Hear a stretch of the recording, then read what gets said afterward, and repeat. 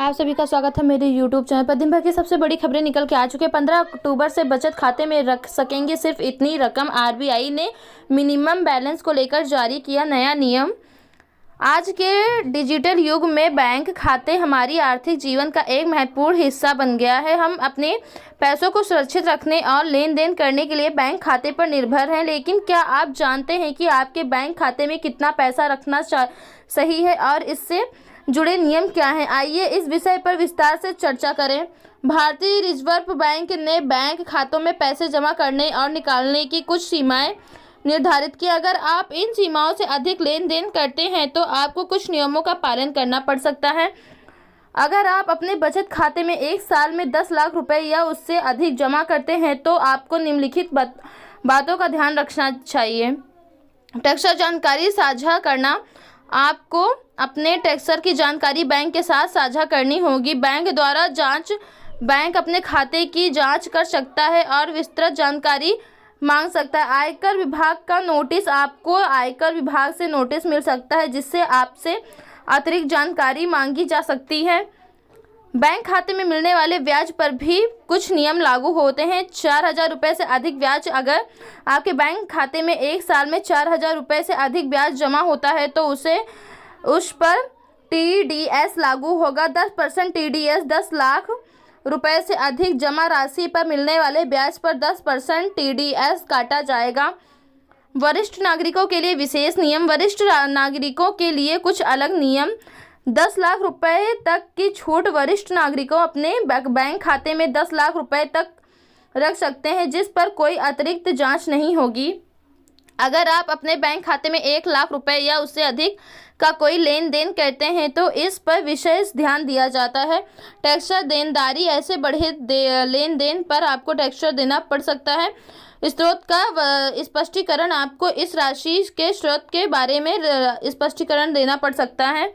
RBI ने bank खाते के संबंध में कुछ नए नियम भी जारी किए हैं। अगर आप लोग चैनल पर नए हैं तो प्लीज़ सब्सक्राइब एंड लाइक करना न भूलें। खाता खोलने की शर्तों। कोई भी व्यक्ति भारत में कितने भी बैंक खाते खोल सकता है। हिसाब रखना जरूरी है। आपको अपने सभी बैंक खातों का सही हिसाब करना चाहिए। प्राथमिक खाता। एक खाते को प्राथमिक खाते के रूप में चुनें और उसका अधिक उपयोग करें। आय का हिसाब रखें। अपनी आय और खर्चा का सही हिसाब रखें। टैक्स नियमों का पालन। समय पर अपना इनकम टैक्स रिटर्न करें। जानकारी अपडेट रखें। बैंक और आयकर विभाग में अपनी जानकारी हमेशा अपडेट रखें। बैंक खातों में जुड़े ये नियम आपकी वित्तीय सुरक्षा और देश की आर्थिक व्यवस्था को मजबूत बनाने के लिए बनाए गए हैं। इन सभी नियमों का पालन करके आप न केवल कानूनी रूप से सुरक्षित रहेंगे बल्कि अपने वित्त का बेहतर प्रबंध भी कर पाएंगे। याद रखें, पारदर्शिता और ईमानदारी हमेशा सबसे अच्छी नीति होती है। अपने बैंक खातों का उपयोग समझदारी से करें और किसी भी संदेह की स्थिति में अपने बैंक या वित्तीय सलाहकार से संपर्क करें। गोगो दीदी योजना। राज्य सरकार महिलाओं को देगी 2100 हर महीने। यहाँ से जाने आवेदन प्रक्रिया।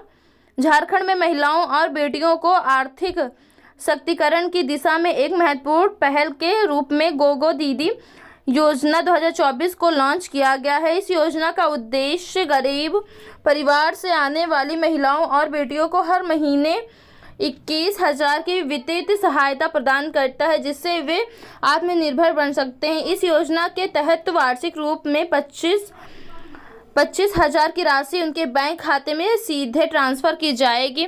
योजना का प्रमुख उद्देश्य महिलाओं की आर्थिक स्थिति में सुधार करना और उनके आत्मनिर्भर बनना है। इसका खास तौर के लाभ 15 से 39 साल की आयु वर्ग की महिलाओं को दिया जाएगा। यह आयोजन भारतीय जनता पार्टी बीजेपी द्वारा झारखंड विधानसभा चुनाव 2024 के मद्देनजर घोषित किया गया है और इसे चुनाव के बाद सत्ता में आने पर लागू किया जाएगा।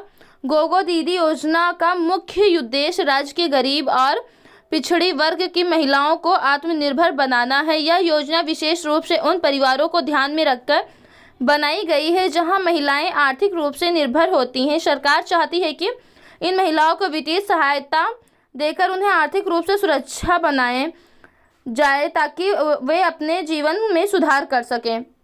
गोगो दीदी योजना के लिए लाभ, प्रत्येक पात्र महिलाओं को हर महीने 21,000 की राशि दी जाएगी। महिलाओं को आर्थिक मदद मिलने से उन्हें रोजगार के अवसर मिलेंगे। योजना के तहत दी जाने वाली राशि से महिलाएं अपने जीवन स्तर को सुधार सकती हैं।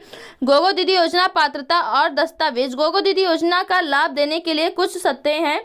इस योजना के तहत केवल 15 से 45 वर्ष की महिलाओं को झारखंड की निवासी इसका लाभ उठा सकती हैं। इसके साथ ही आर्थिक रूप से कमजोर परिवार को इसमें प्राथमिकता दी जाएगी। आवश्यकता दस्तावेजों में आधार कार्ड, पैन कार्ड, आय प्रमाण पत्र, बैंक खाता, जाति प्रमाण पत्र एवं मोबाइल नंबर अनिवार्य है।